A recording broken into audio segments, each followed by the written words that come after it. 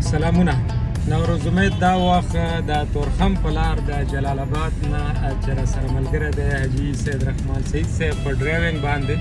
او همدارنګه ډاکټر صاحب نجیب الله شینواري هغه هم ملګرتیا کې او زو د تورخم پنډغالي ته